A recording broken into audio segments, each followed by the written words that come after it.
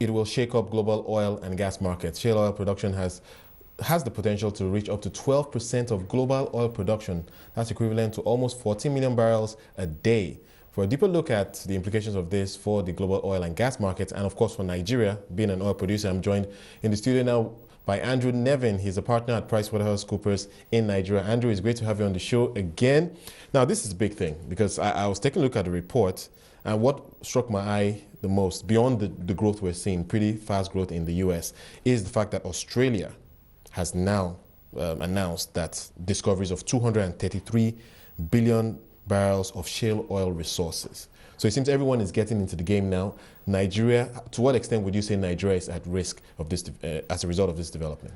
Well, I think that what we're learning with shale oil is whatever predictions are made, it's going to go faster than you think on that. And I think what you picked up in the report is exactly right. I mean, China is looking for it, Argentina is looking for it. Yeah. So we could be in a very different place very, very quickly. I think for a country like Nigeria that's so dependent on oil, it needs to take this seriously. I guess the way we would characterize this is just a wake-up call to start seriously thinking about what kind of diversification is required in this economy. And indeed, it's for the entire African continent, because Africa is known as a commodity producer. But of course, Africa has huge potential for agriculture, and it seems that is the sensible way to go. What are your thoughts about the way the African continent should be looking at this development now? Well, I think that everyone in Nigeria knows that the country needs diversification. And as I said, I think we think this is a wake-up call to go faster. Right. Agriculture is at the center of it. We did some analysis a little while ago, and we basically said with very modest assumptions, this country should be the world's 5th largest food producer. And we gave the term sort of world food superpower. Right. But it's been slow to happen because you need the big agribusiness involved, many of them foreign. You need to create an entire ecosystem that involves the farmers and the logistics to market, and then the routes to the consumer markets.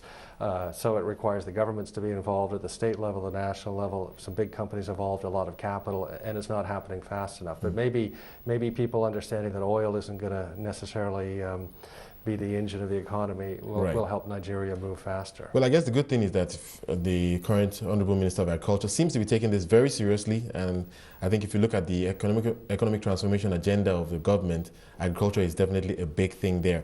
But your thoughts, this is a discussion I think leaders need to have, not just in Nigeria, but particularly in Nigeria because we're so dependent on oil. Your thoughts about how we should be changing the dynamics of our economy going forward in the context of this development? Well, I mean, we know that almost every state, there's only a few states that have very much internally generated revenue beyond, the revenue outside of what they get from the So they're oil. also at risk. So they're at risk. And what we're going to start to do on this is, this report's a global report. It doesn't specifically look at Nigeria, but here in Nigeria, we're going to do the analysis, what it means for Nigeria, and then we're going to take it out to the government leaders at the federal level, at the state level, and have this conversation. And people have plans. People know diversification is needed, but how to make that happen much, much faster. I mean, another sector that's very important here is solid minerals. Right. When I moved to Nigeria, I was shocked to find that, as far as I might be corrected, there isn't one major mine in Nigeria, but all through West Africa, there's incredible amount of activity in that sector. So and of course, we know Nigeria is hugely endowed with all kinds of minerals. Absolutely. So clearly, it seems that's definitely another way we need to play this development. But talk to us about what you've seen across the world and elsewhere, diversification, the importance of diversification, the extent to which it could hurt economies when it's not taken very seriously.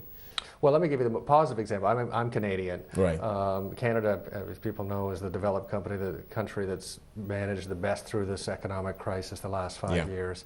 Tremendously diversified economy. On one hand, it's a commodity-driven, but not just oil. It's also got agriculture. It's got solid minerals. Phosphate's huge in Canada. But at the same time, we have a big manufacturing base. We have a strong telecommunications base, big financial sector. So, I mean, the truth is your economy is vulnerable. It's not resilient if it's too dependent. And I think everyone understands that. But there's examples out there of being as resilient as Canada, I think, in some smaller economies too. But if you're as dependent on oil as you are in Nigeria, it's just too much of a risk. And I think we all forget 1998 oil was $8 a barrel, how difficult those times were.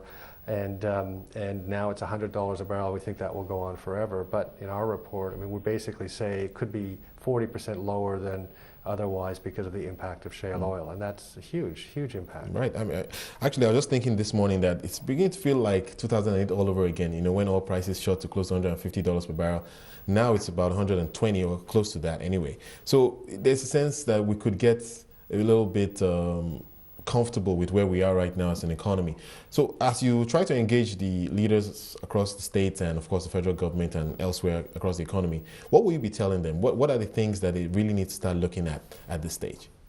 Well, I think we'll be telling them that to build an industry requires the government and the private sector to work together. Right. As I said, we was talking about the agricultural example. There's a lot of pieces that need to go together. Or if we talk about the solid minerals, what's the framework that a mining company can come in, and the investments benefit the community, but also make sure they. So to really engage the private sector, it's really crucial at this stage. No, absolutely. And this country is starting to have a lot of experience with PPPs. Some of them have been very, very successful on that, and I think there's going to have to be a lot more of that. But the skill to put that together, it needs to be in every state to make it work, right? It's not enough for it to be just in Lagos. It's not enough just for the federal government but each state has to develop its capacity to be able to piece together its own strategy in a complex world. Right.